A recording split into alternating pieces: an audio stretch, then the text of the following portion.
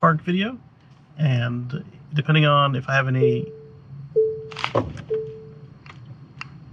So apparently I didn't push the brake hold all the way, and light breeze pushed the car backwards. It's like, don't hit the wall! Don't hit the wall!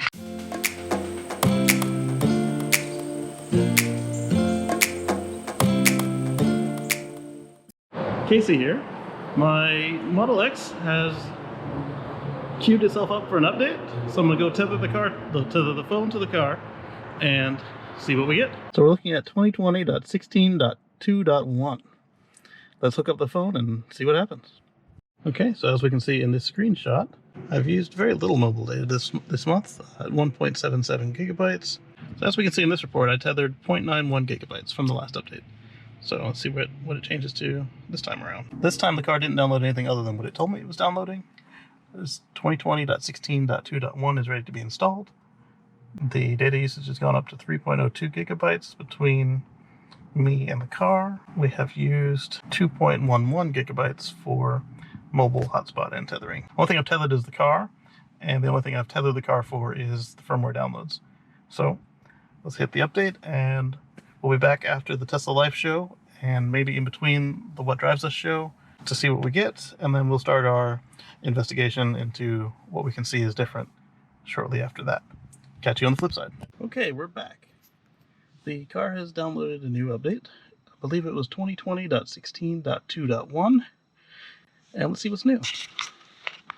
We've got the Tesla Toybox has been redesigned, nearby charging sites, the charging list has been improved, Dashcam improvements. Okay, so now we can really format the USB device. And Backgammon improvements. You can easily filter nearby charging sites based on max power. That is great.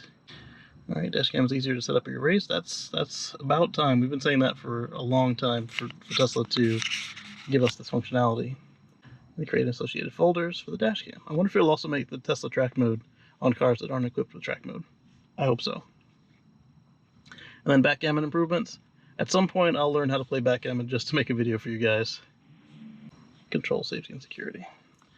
Alright, so we'll swipe this down here. Play charging. There we go. So we've got slow chargers. So slow chargers will be your destination chargers. And I'm guessing these will be the Gen 2 chargers? No. No, they're not. So that'll get rid of the urban superchargers. That's pretty cool. So the three lightning bolts will give you just the regular superchargers, the 150s and the 250s. So the 150s and 250s, the Generation 1, the Generation 2 and Generation 3. Let's see if any Generation 1s show up in here.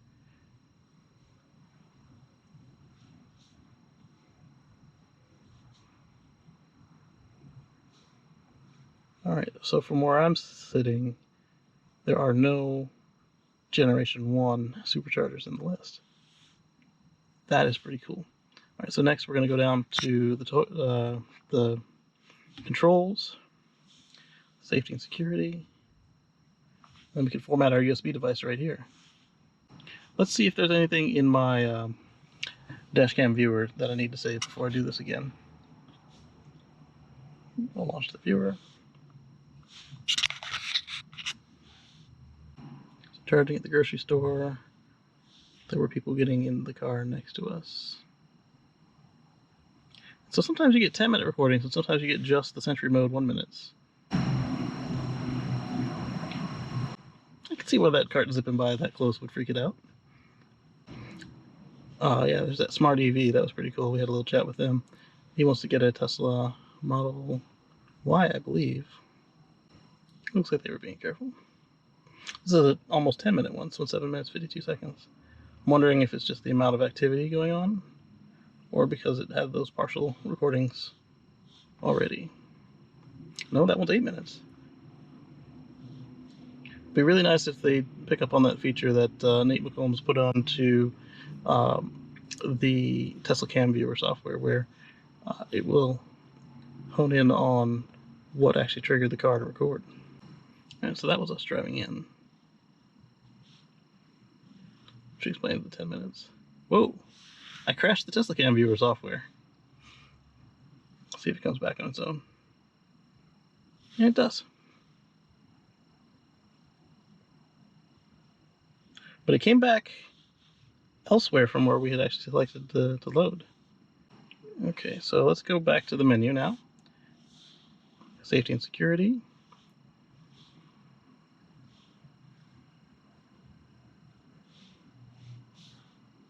All right, nothing else new there. Let's format the USB device. It's blinking away down there. Now I guess we'll see it pop up here when it's ready.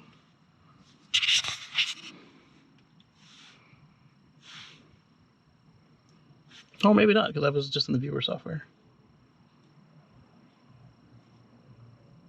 There's no option to save the footage. So we'll wait on it. While we wait on it, we will do... It's still playing. Let me close the viewer software. That might make a difference. All right, so now we've got an X. Still blinking away down there. Maybe?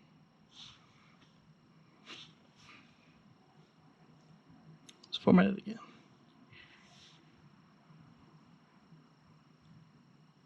There we go. Format device to enable Dashcam. That's cool. It's got the messaging. And now it's done. It's ready to go again. Let's see if any of the controls have changed. It looks like the car controls are the same. The smart air suspension is the same. Lights are the same. Autopilot. Let's see if there's anything new here. Not that I can see. Okay. Customize summon. Same. Okay. Alright, all that's the same.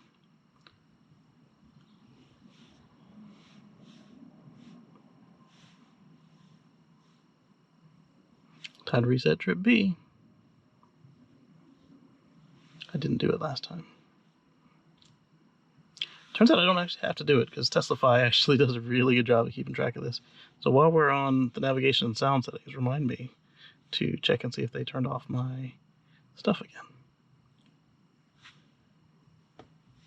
That is cool! They've got notifications and they tell you what's up with it. We've seen these before when you click on the active notifications, but now it tells you the past authentication or the past notifications. Unable to drive. Key fob unlocked. Wow. This is so much more helpful than the silent notifications that they've been doing. It's still not what the mobile service and regular service can see on the car, but we're getting there. Factory reset is something you need to remember to do if you are trading in your MCU or selling the car. Let's see if there are any new wheels hidden in here. I don't want to change my wheels. I never did like those ones. Silver slipstream. Alright, it says my wheels unpainted. That's what we have. Those ones are the ones they've got on the new Raven cars, as well as the NASA cars. Those are cool. We're going to cancel that. Oh, 22's silver and onyx black. 19 is just the snow tire. Cancel that too. Okay, let's go to the Toybox. Okay, Toybox. Okay, so they've redone the games and stuff. We've got our emissions testing mode. Tracks. I need to play with tracks. There's a new romance mode icon. That's cute. Sketchpad. Ludicrous is an app now. Let's do this. Model X Dance. Okay, this was my first time seeing the Model X Dance, and I still want to know how they got all three of them synced up perfectly. And I hope that they give us that functionality for when we have our in-person meets again. Mars is really useful, so you don't have to hide where you are if you're recording. It's also really cool to see your vehicle turn into a Mars rover and multiplanetary species. Your vehicle turn into a Mars rover on the map, as well as... Oh, the superchargers show up on the map now. That's cool.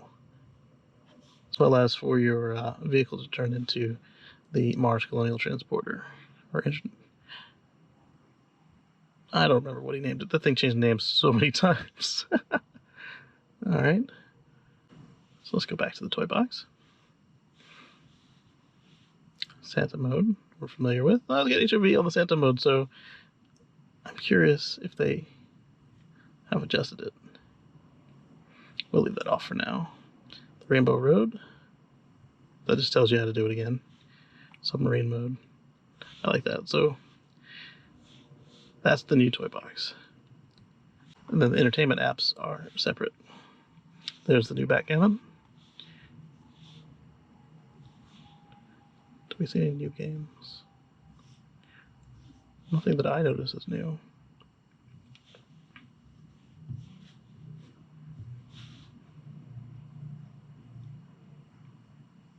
Alright, we'll make the car play itself.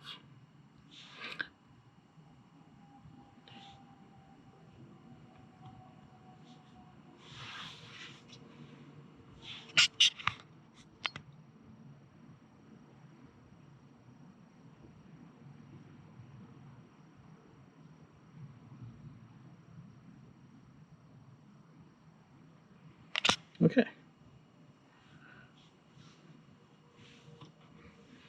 Let's go to the theater. Everything here looks the same. And then we'll check out. We're about to go record what drives us in a few moments. We just finished recording the Tesla Life. So let's see if they've changed any of my audio settings this time around. Alright, it's still set to high. We're good to go. So that's a quick look at the settings, and then after I record the Tesla Life sometime in the near future, we'll go drive the car around. We'll look at a couple of the changes, such as the animated pedestrians, as well as see what we find new with Smart Summon, regular summon, anything that we notice. We're going to give this a nice deep dive, and we'll be back. We'll catch you on the flip side. The navigate on autopilot still seems to be pretty good. I did have a case of that random slowing down for no good reason. Like it sees a car in front of me that's not really there. Like the cars in the lane next to you are going slow, and it decides it will slow down too. It's done that once so far, but it seemed to be a fluke. It also happened under a underpass, so I don't know if that played into it or not. We'll watch and see. This should show us the new pedestrian animation. Yep, see how he's walking? Doesn't exactly match up what he's actually doing, but he's no longer sliding, which is nice. So this service van just cut me off at the last minute, and the car handled it like a champ. The same way I would have done if I saw it happening, and I was in full control. Sorry about the bioweapon mode. So this guy cut me off, and at the last minute by this truck here, and so the car just gently smoothed down. It didn't slam on the brakes or anything crazy like it used to do. Awesome. Just absolutely awesome. Here's a change. The percentage is in the car's silhouette. I don't know if that's a bug or if they're trying to save space.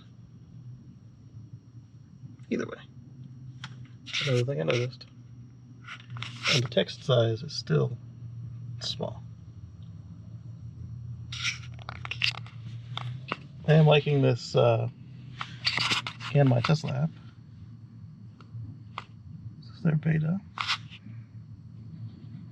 You can see everything the car is up to. As you can see, I've got cell temperature difference of 2.2 C and voltage difference of 0.024 millivolts. I'm sorry, 24 millivolts.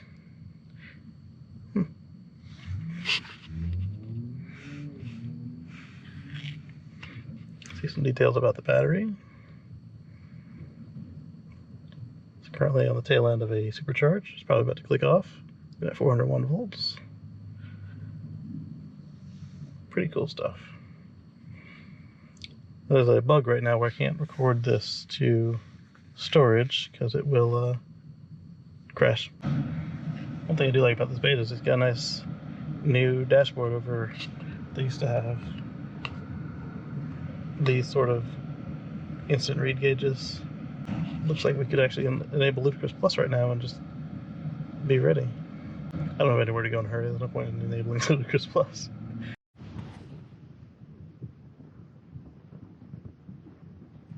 The trick is they need to be seen in the narrow camera to be seen as walking pedestrians. Doesn't mean the car doesn't know they're there, but that's just what it's using to make the display for the walking pedestrians. I'm currently working on a auto park video, and depending on if I have any... So apparently I didn't push the brake hold all the way, and light breeze pushed the car backwards. It's like, don't hit the wall! Don't hit the wall! Anyway, if I don't have any errands to run tomorrow, I will go ahead and summarize this video to say that so far the Navigate on Autopilot logic seems, I don't want to say unchanged, but I haven't noticed anything different with it. I will say this though, the send the destination to car, I told it the office building I was trying to go to, and it decided instead that it was going to route to the runway of Reagan Airport, and I don't know if that's the map or the update. And other than that, it seems uneventful. I do need to get out and try a smart summon, so we'll see if we go grocery shopping or something. Otherwise, I'll say for now it seems like a point update, other than the animated pedestrians and then the changes to the Toybox. I do think it's a little weird that instead of making a link, they just totally deleted the sliding drawer interface. It would have been interesting instead to see that slide, and then in the next version delete it. But this was more efficient as a programmer. It just maybe there could be a hot link, like when you go to rename the car or call Tesla or view the release notes or the owner's manual. It would be a little less jarring of a change, but they did tell you about it, so as long as you read your release notes, it's not really that big a deal. If you like content like this, with the update deep dives and supercharger reviews and the quick tips and how-tos, give that subscribe button a little tickle. Turn it from red to gray, and if you'd like, you can support the channel through Patreon. That's in the link below. Every little bit helps. Thank you. Someone pointed out that trash cans will still be detected to the left and rear of the car now. That is true. Alright, let's do some smart summon and see what happens. Okay, I don't know why I can't smart... Oh, there it is. Okay. The button wasn't there at first when I looked. Alright, so we're going to smart summon. Let's get the car to come around the corner here. See what it does.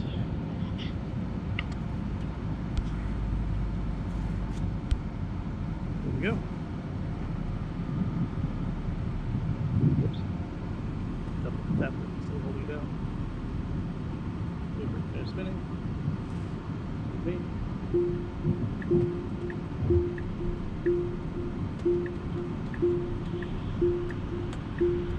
That's actually the path I would have took.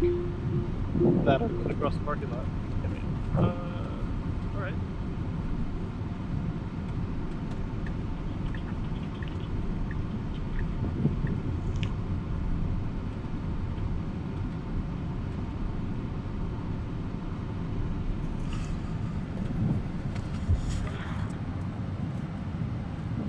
Good to meet you. Alright, let's try something else.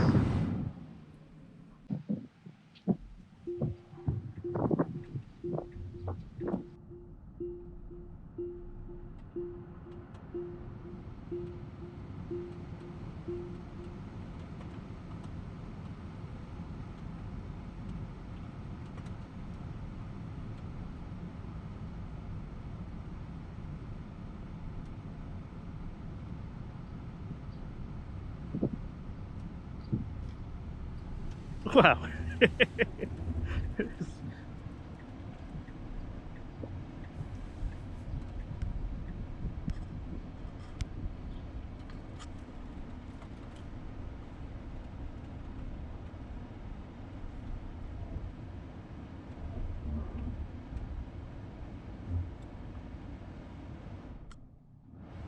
mean, that was close, but it wasn't right.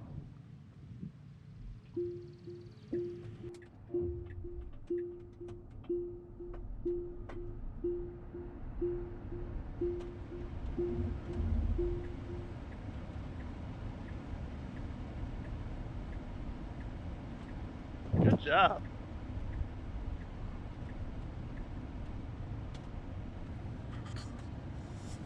Wait, that looks good to me. What are you doing?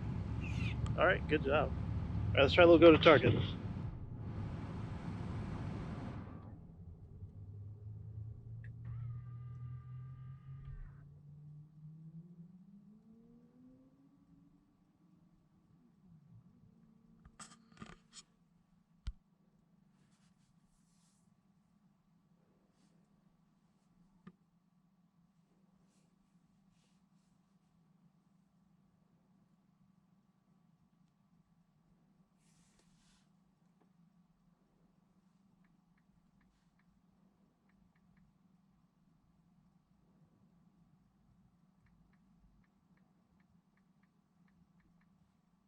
Here we go.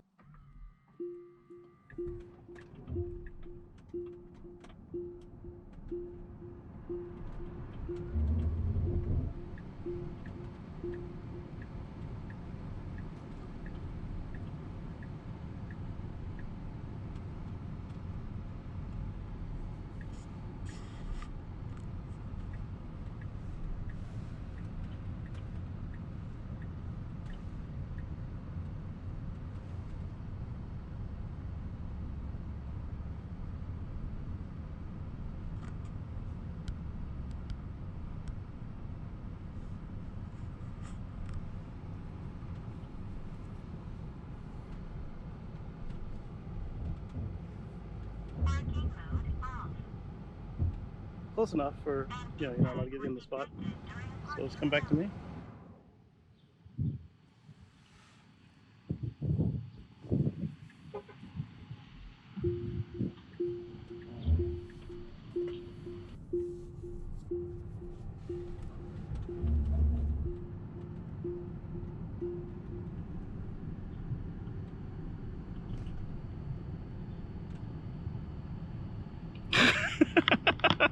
It's so polite getting on the main road to get over. All right.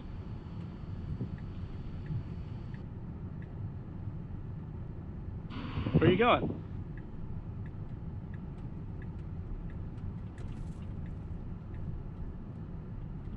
Not quite the way I would have gone. You can't make it. There's a curb in the way. So what we're gonna do is do a little pedestrian test. Waiting for pedestrian. No, it does not wait for pedestrian in this case. All right, let's get out of here.